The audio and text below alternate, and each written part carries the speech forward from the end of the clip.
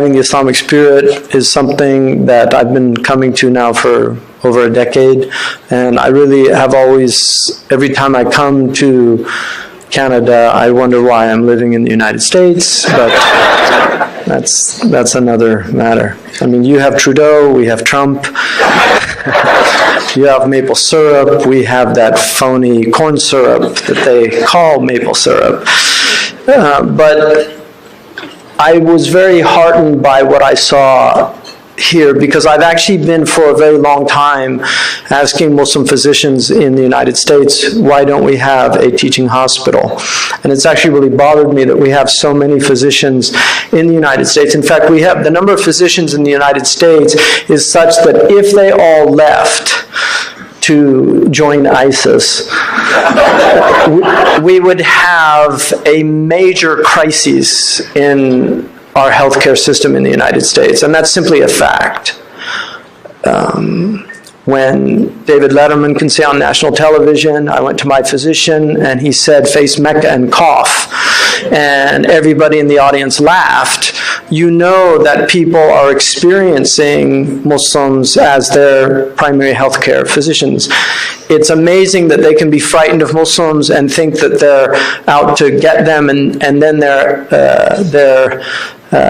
surgeon is a Muslim who's actually cutting them open with a knife, and their anesthesiologist is a Muslim saying, I always say don't tell them to count to 10 backward, but rather say, repeat after me, Ashhadu an la ilaha illallah wa ashhadu anna Muhammad Rasulullah, because it might be the last thing they say. Hopefully it won't be. I was looking at he said we make an easy transition from the hospital to the cemetery. I hope you don't promote that when you open up your hospital, because I think that'll scare people. Hopefully it's an easy transition from the hospital back home, right? Not to the cemetery, by way of a janazah prayer at the masjid. But I really, I'm so happy to see Muslims actually envisioning this, because we know that when we want to accomplish something in the world, the first thing we do is imagine it. One of my favorite hadiths of the Prophet ﷺ is Kana Rasulullah ﷺ ahlam an-nas. Now that word means that he was the most forbearing of people, but some of our tradition, they take what are called isharat, meanings that aren't really intended by the literal words, but that you can take from the words. And one of the meanings that I get from that is he was the greatest dreamer. That he, ahlam an-nas, can also mean the one who had the most dreams. That our Prophet ﷺ, he looked at the world and he saw something different. When Khabbab ibn al-Arat complained about the persecution, he said the time is coming when a woman will go in a riwayah, when a woman will go from Syria to Yemen and fear nothing but a lion or a wolf on the road. In other words, he imagined a world of security for women. This was something he envisioned in his mind, and something that he, through revelation, gave us the means to achieve that, to protect the weak, to protect the helpless, the mustad'afun. These are the dreams of our Prophet ﷺ. He really did see a different world when he looked at the world. He never looked at anybody as his enemy, but he always looked at people as their potential allies and friends. This is the way he looked at people. When he saw Abu Sufyan, he didn't see an eternal enemy. He saw a potential friend. And he fought him for 20 years, and in the end, Abu Sufyan embraced his path. And this is our Prophet. He sat with Hind, who bit into the liver of his beloved uncle. He sat with her as a sister in Islam, because he didn't hold rancor in his heart. This is who our Prophet ﷺ was. And so the first thing is to envision something, and then to share that vision, because when we begin to share a dream, it becomes a reality. And the most dangerous of people If somebody sleeps at night and has dreams, you just call him a sleeper. But when people have dreams when they're wide awake, those are dangerous people, because those are the people that transform this world.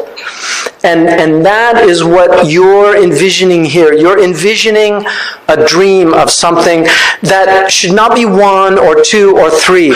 There should be a Muslim teaching hospital in every city in Canada, every major city. We should have a Muslim teaching hospital in every major city in the United States. And we should treat the poor.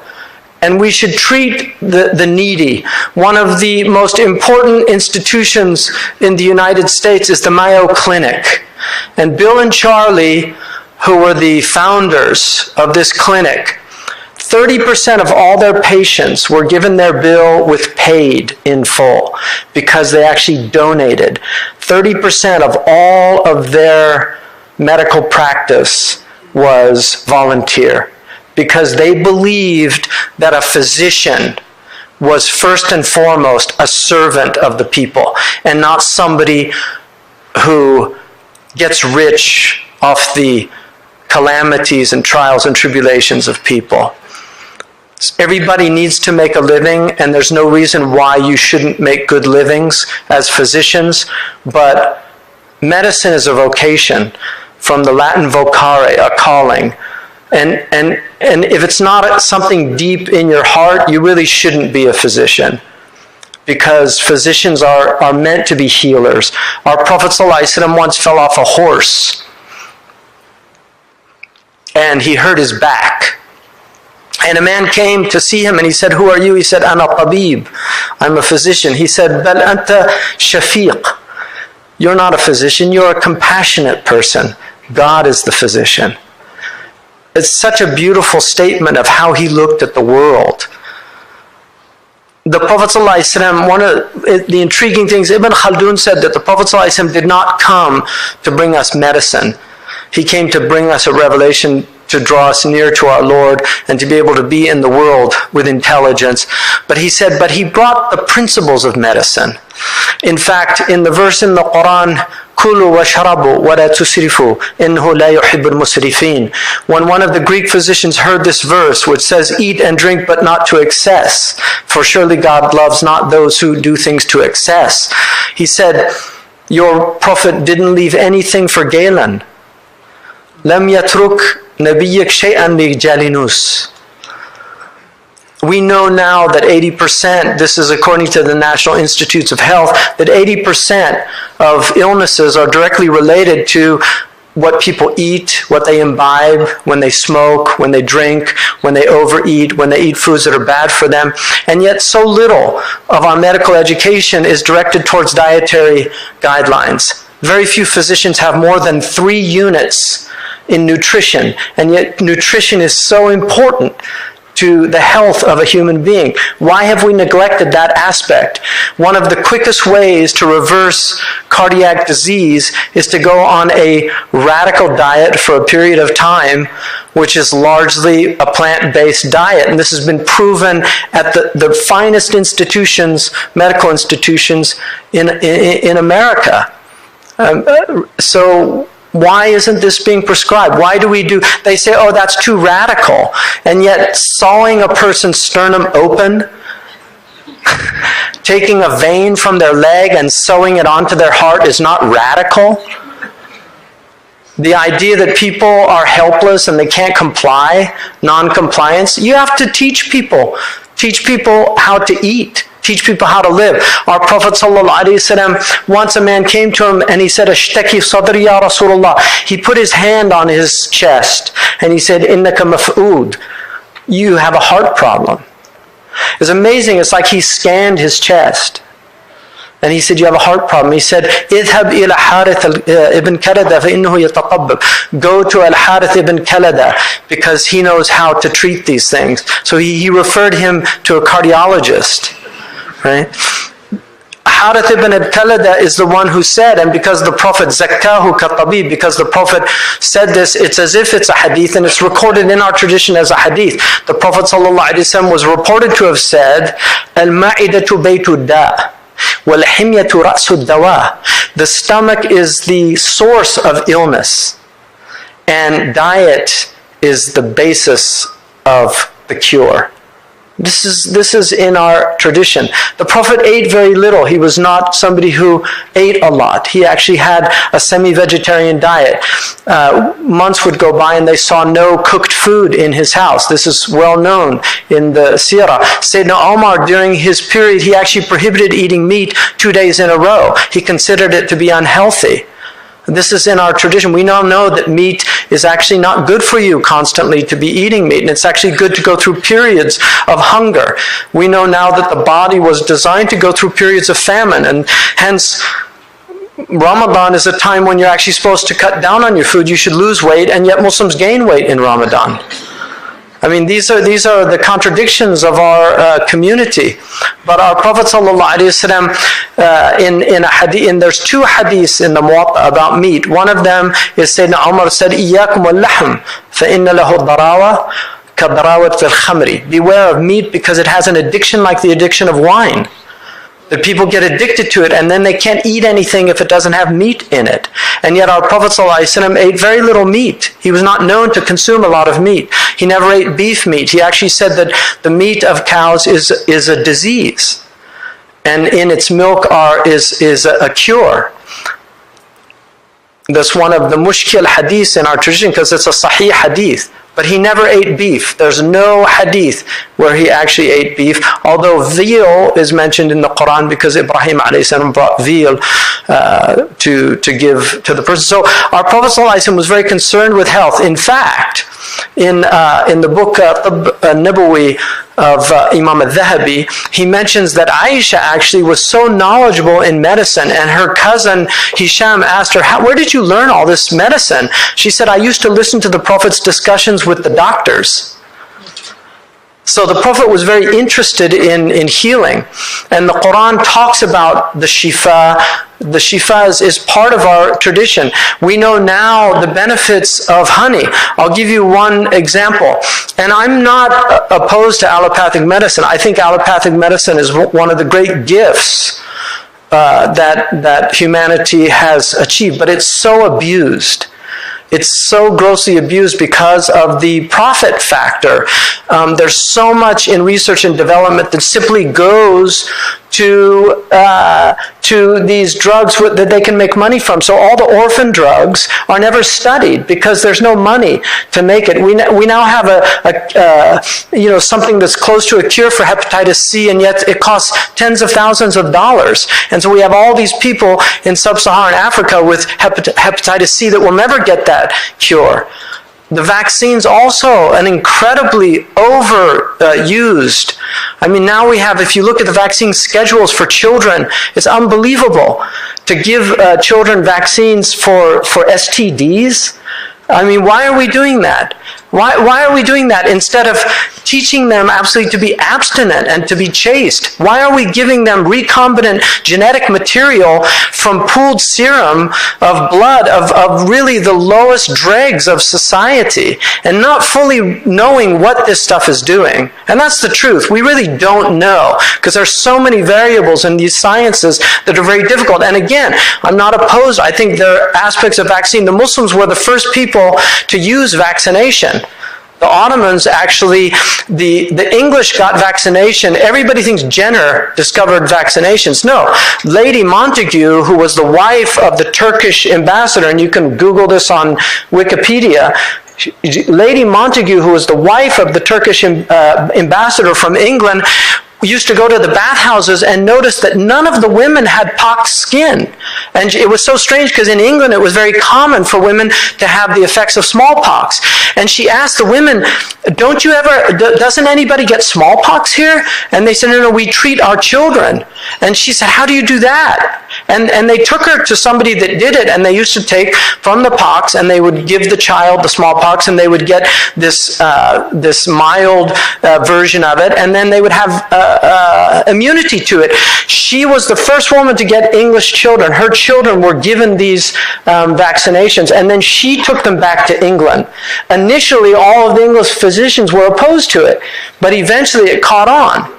And so the Muslims actually were the first people that were practicing vaccination. But if you look at the vaccination schedules today, it's beyond belief what they're giving children. You know, so many vaccinations, and this is a multi-billion-dollar industry.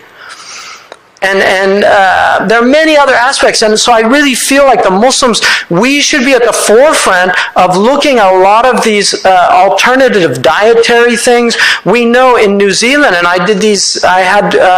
got in contact with the man that did these initial studies on Manuka honey in a burn unit, and the incredible healing properties of honey for burn patients, actually using honey, that their recovery time is much faster than using traditional debriding the wounds, and also using certain toxic elements that end up actually prolonging the healing process. But honey is this incredible gift. For years I suffered because whenever I get tired, I get bronchitis. It's just, you know, for years I suffered from this. And I would have sometimes a cough that lasted 3 months. And I had an internist who told me, you have to do something, you're going to damage your lungs, I want to put you on steroids, because nothing was working. And somebody gave me a remedy that she got out of Tibb al-Nabawi. Very simple. It was honey and turmeric and cinnamon. I now travel with it.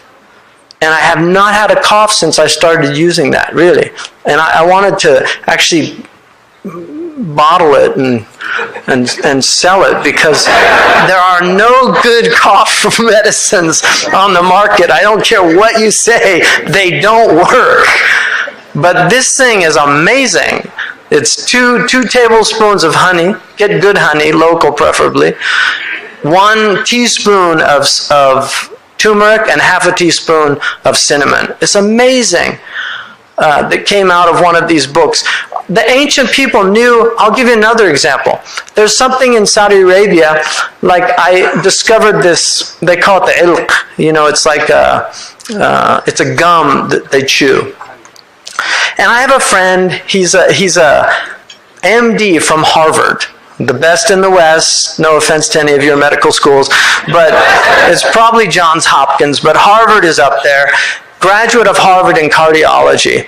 And I discovered this thing they sell, because I went to this shop of herbs in Medina, and he was explaining all the medicinal properties. I said, what's that one good for? He said, that's good for acid. Like if you have acid, you just chew that and it'll go away. And so I bought some. It was amazing. And so I asked my friend, Dr. Mehdi, do you know about that? He said, about what? The ilk? He said, everybody uses that. I said, for what? Is it antacid? I said, this is one of the billion-dollar industry in the West. Why don't you package this? You know, it's just such a simple thing. You know, you chew this thing and swallow the juice, and it alkalizes the stomach, and people feel better. So there are many things in our tradition. We had a great tradition of medicine. And obviously, there's a lot of the past that was the limitations of their time and place. But there are many, many things that are based on wisdom and intelligence. Your grandmothers had cures and remedies for things that really do work, or they wouldn't have lasted for centuries. But we should always be open to these things. But allopathy is a great gift. Antibiotics is one of the greatest gifts that's ever been given to civilization. It's saved so many people, and yet it's so grossly abused.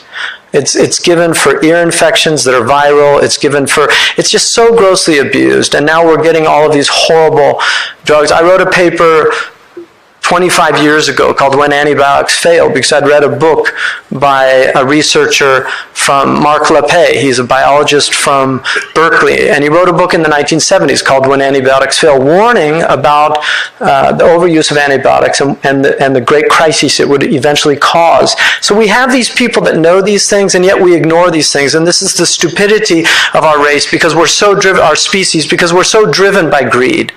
And our religion is a religion that recognizes greed as a disease of the heart. That's what it is. Greed is a sickness in the heart. And we have to struggle against these things in ourselves. So our Prophet ﷺ the care that he took for his body. He walked every day.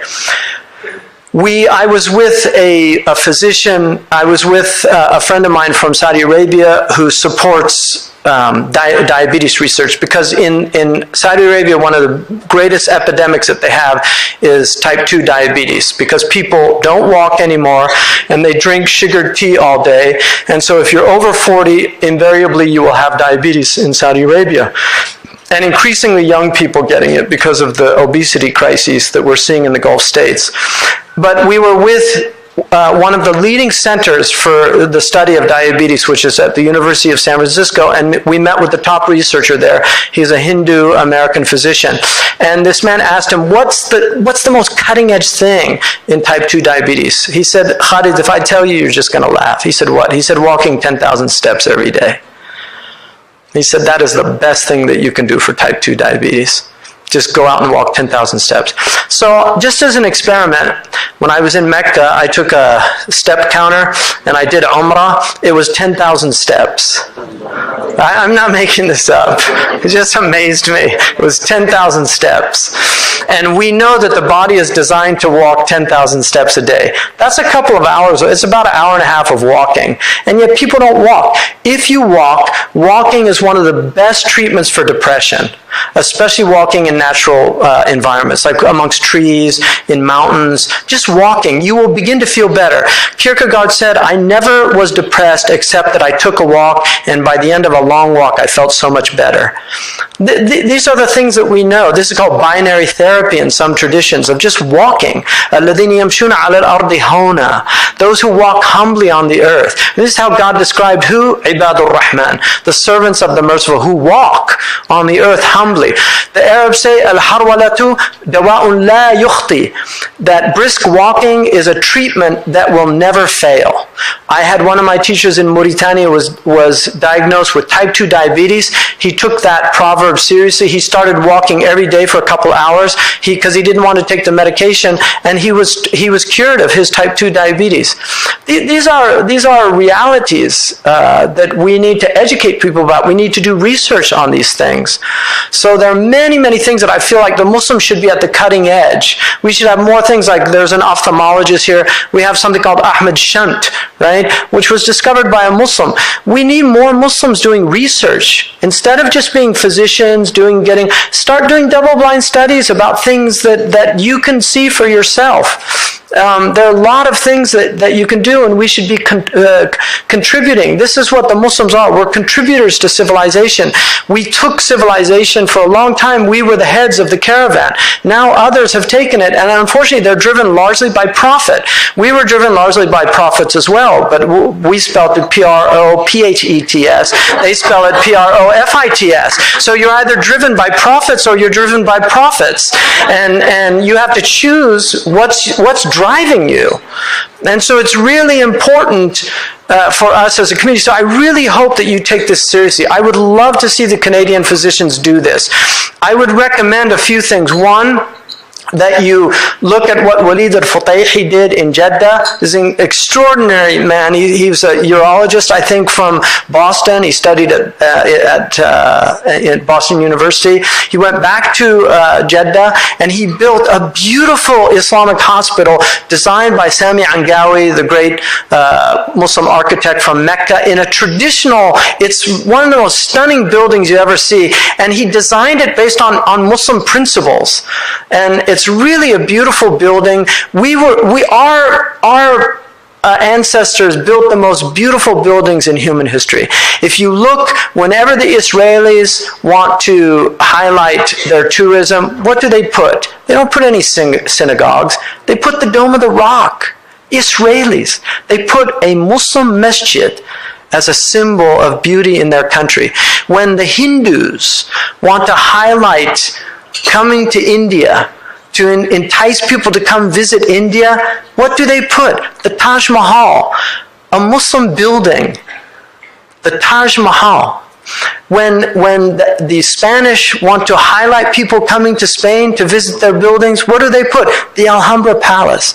Our civilization built the most beautiful buildings in human history. Imagine the people that built those buildings, because it was the beauty that was inside them that brought it out of them. You can't build beautiful things if you're not beautiful people. And that's why so much in today's world is ugly. When you look around, I look at those beautiful buildings downtown that the early Canadians built, and then next to them are these cancerous growths that are there. It's just amazing. So you look at that beautiful old city hall, and it's got some Gothic elements, but it's actually got some Muslim elements too. Those beautiful arches that have the light dark, that was based on the night and the day, right? لِمَنْ أَرَادَ أَنْ يَذَّكَّرَ وَأَرَادَ شُكُورًا, that Allah created night and day for people that want to remember. That's why they put them in the masjids, to remind people that life is curvilinear. We begin young and we end up dying, but it's a transition of night and day. And so you see that in England and many of their buildings where they build these arches. They took those from the Muslims. The plates that Muslims ate on are now museum pieces. Just ordinary Muslims eating. The clothes that they wore were always beautiful. They were embellished. They look at the Afghani. I'm talking about Afghani peasants who wore these beautiful embroidered clothes that were stitched by the women by hand. Why did they weren't just functional. They saw clothes as not just being functional, but as declaring something about human beings. That we're people of beauty. We love beauty. And that's why our hospitals should be beautiful. They shouldn't be Bauhausian, functionally built architectural monstrosities that are so common in the modern world. They should be beautiful buildings. I read when I graduated from nursing, they gave me a book called Notes on Nursing by Florence Nightingale. And I read that book, and if you've never read it, it's really worth reading. She was so ahead of her time. One of the places where I think she was inspired was she worked in a Turkish hospital. And she was so struck by the beauty of Muslim civilization. But she said hospitals should always have open air. Don't close the windows. They need fresh air. She said put flowers every day in the rooms of the patients because this will brighten up their spirits. These are taken from Muslim tradition. When Abu Bakr al-Razi wanted to build a hospital in Baghdad, do you know what he did? He took pieces of meat and he put them in different parts of the city. And the place where they actually deteriorated slowest is where he built the hospital, because he thought that the air would have been best in that place. I mean, these people were just brilliant people, truly brilliant people. But bright colors, being cheerful. I'll give you an example. You know, I had a physician, and he does cupping, which is used only in the Scandinavian countries for blood pressure. Again, something our Prophet taught and something that has been totally neglected by the allopathic community, the benefits of cupping. But it's used in allopathic medicine in the Scandinavian countries to this day. And the Chinese still use it also in their hospitals. But I went to this physician, he's a Turkish man. And when I went in, he took my pulse and I was feeling so run down. He said, MashaAllah, MashaAllah, MashaAllah, MashaAllah, pulse, good Allahu Akbar. And then he got his stethoscope out, he started, MashaAllah, MashaAllah, Allahu Akbar, MashaAllah, good, heart good. Then he listens to my lungs, MashaAllah, Allahu Akbar. You know, and by the end of it, I was feeling so much better. I was just I was feeling so good, you know. And now you go to a physician, he's saying, boy, you're in bad shape. You know, by the end of it, you know, okay, just call the undertaker. You know? So, you know, just being positive with your patients, you know, reminding them that things are working. You know, unfortunately we've got a little problem here, but overall, your health is really good. Your lungs are working great. Kidneys are working great. Liver's great. Fantastic. You know, you've got, you know, a little bit of trouble here in your urinary tract. We can handle that, you know. just really just the power of it making people feel better, right? This is the thing, physicians just smiling, coming in and smiling. You know, I remember once I had a cardiac patient and I was telling him, look, the best thing you can do is for now is go on a diet. And I was giving him these dietary guidelines, and when the physician came in, he said, you know, the nurse was telling me that I should change my diet and eat more plant-based and do that, and that would help reverse this cardiac disease. And the guy just literally, he said, rubbish. He said, look, there's fats, lipids, and proteins. You know, that's all there is. Whatever you eat, whatever combination, just, you know, have a balance between fats, lipids, and proteins, and you'll be fine. And I said, you know, just really sad that this is the training that a lot of these people have. And the arrogance, too, is there. You know, I mean, physicians need to be confident. You don't want to go in and have this guy kind of saying, I'm not really sure, I wish I knew. You know, you want that confidence, but you don't want cockiness, and you don't want that overconfidence. You want confidence with a humility. You know, never give a patient a prognosis of, you know, a death sentence. It's just, you know, it's just such a horrible thing that some physicians do, you know. They told my mother that if she didn't get her breast removed, that she would probably not be alive after a year. That was 7 years ago, and she chose not to have her breast removed. You know, and her oncologist said, you know, you're just like a walking miracle. That might be an anomaly, but it happens, and you can't judge for people. People have reversals. That same Dr. Mehdi told me that he had a patient that he was brought in for the cardiac problem, and but this patient had cancer of the throat. He couldn't swallow, and they wanted to put in a tube, and they really thought that he wouldn't live much longer. So they told him, and I heard this firsthand from Dr. Mehdi Nasser. He's a brilliant physician. He was the king's physician, cardiologist in Jeddah. And he told me that they sent the man home thinking that he's going to die. And usually in Saudi Arabia, physicians call the families and give ta'ziyah and things. So he literally called this family to give ta'ziyah, like condolences, about a couple months later. And they said, no, he's fine. He said, what are you talking about? He said, he's fine. You know, he's really well. He's eating. He said, no, leave that. You know, he said, can I come visit? And he went. The cancer was gone. He could not believe it. And he asked him, what did he do? He said, well, you guys told him that he probably wouldn't live very long, so he wanted to go to Mecca. And so he went, and all he would do was he used to drink through a straw Zemzem. And every day it just started getting smaller and smaller, and then he started feeling fine.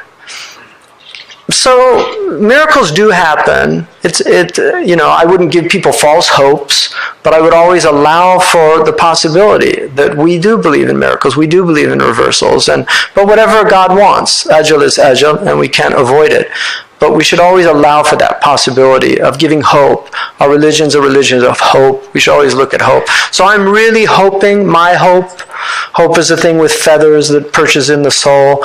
It's something that really keeps us going. And this is a very hopeful project. And my hope is that you grow.